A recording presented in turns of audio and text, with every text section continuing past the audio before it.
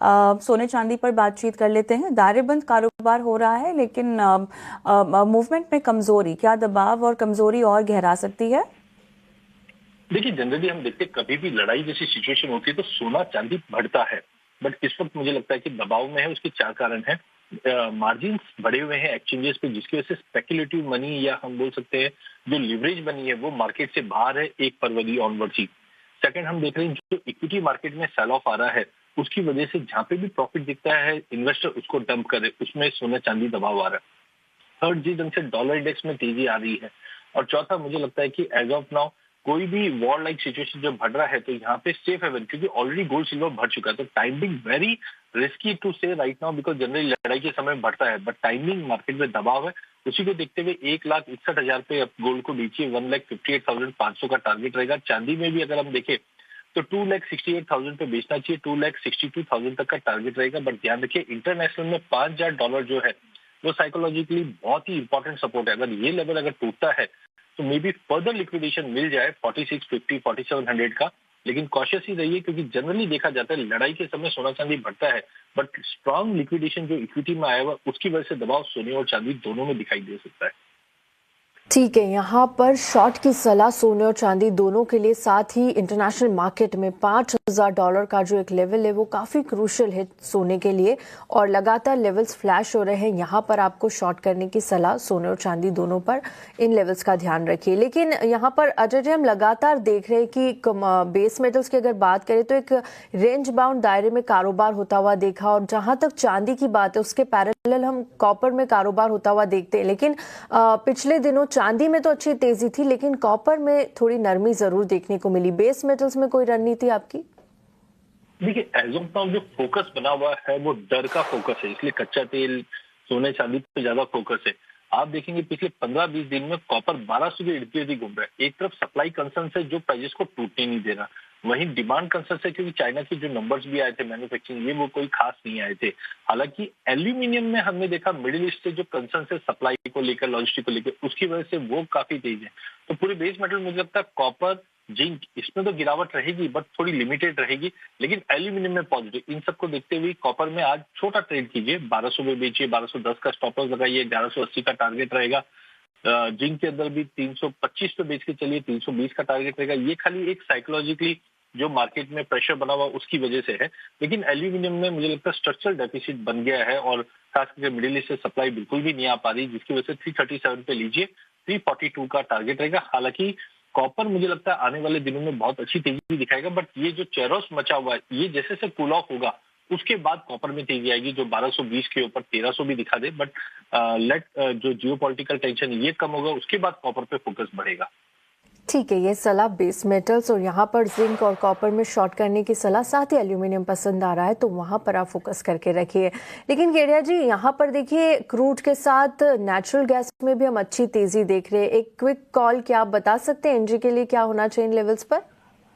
देखिए, US natural gas अभी भी दबाव में है, लेकिन यूरोपियन नेचुरल गैस में हमने सिंगल डे में 38% का पिछले हफ्ते तेजी देखा, क्योंकि कतार में जो एनर्जी इंफ्रास्ट्रक्चर पे हमला हुआ है उसके बाद एनर्जी कैसे सोर्स करेगा यूरोप, ये काफी इंपॉर्टेंट। उसी के चलते यूएस गैस को भी सपोर्ट मिला है। तो टाइमिंग शॉर्ट की सलाह नहीं, यहाँ पे भी टेम्पररी हम एक जंप देखेंगे। 295 पे लीजिए, 320 का टारगेट रहेगा। यहाँ पे मुझे लगता है यूरोप में जो गैस संकट फिर से गहरा दिखाई दे रहा है 2022 के बाद वाला, इसकी वजह से यूएस गैस को भी सपोर्ट मिलता हुआ दिखाई देगा। तो लेके चलिए 320 के टारगेट के लिए। ठीक है, 320 के टारगेट के लिए यहाँ पर खरीदारी के रिकमेंडेशन। आपका बहुत बहुत शुक्रिया केडिया जी, हमारे साथ सुबह सवेरे टाइम निकाल कर हमारे चैनल पर आने के लिए शुक्रिया सर। चलिए, इसी के साथ बाजार सवेरे में फिलहाल इतना ही। एक छोटा सा ब्रेक लेंगे और ब्रेक के बाद आपके लिए लेकर आएंगे आपका बाजार। बने रहिए।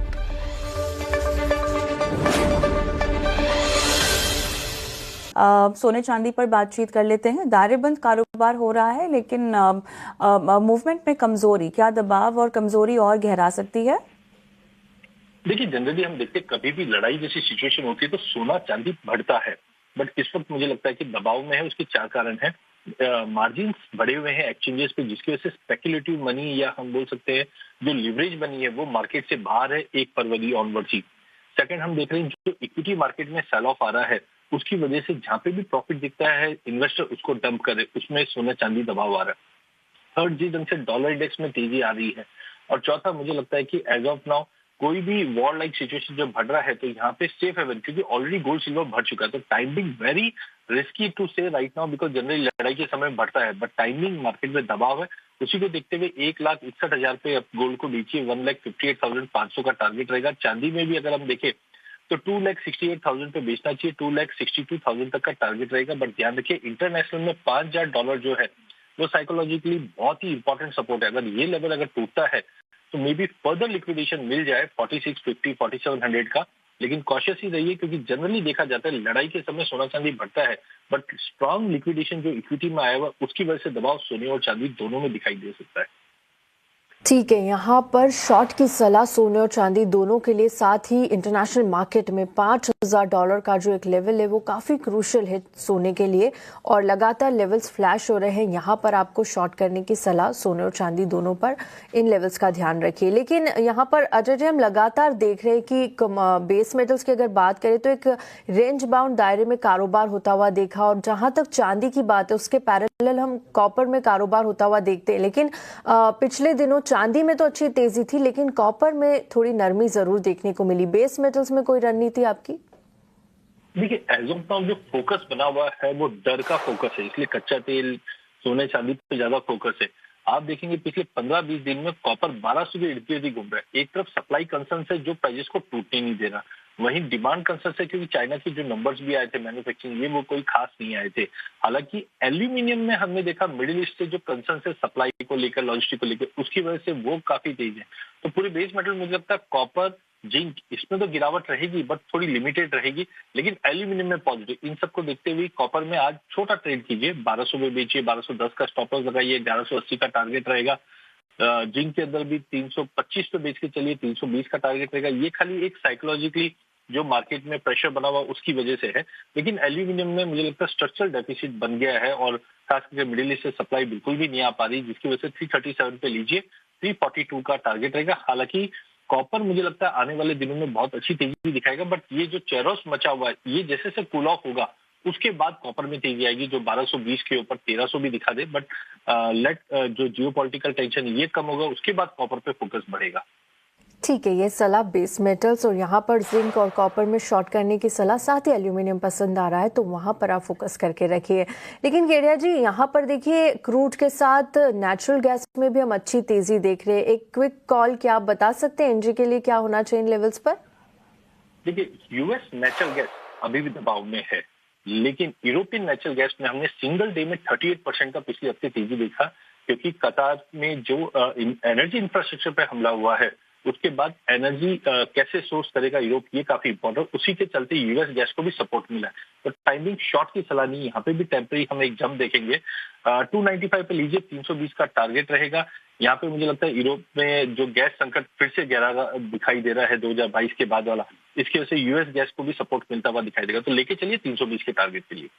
ठीक है, 320 के टारगेट के लिए यहाँ पर खरीदारी के रिकमेंडेशन। आपका बहुत बहुत शुक्रिया केडिया जी, हमारे साथ सुबह सवेरे टाइम निकाल कर हमारे चैनल पर आने के लिए शुक्रिया सर। चलिए इसी के साथ बाजार सवेरे में फिलहाल इतना ही। एक छोटा सा ब्रेक लेंगे और ब्रेक के बाद आपके लिए लेकर आएंगे आपका बाजार। बने रहिए।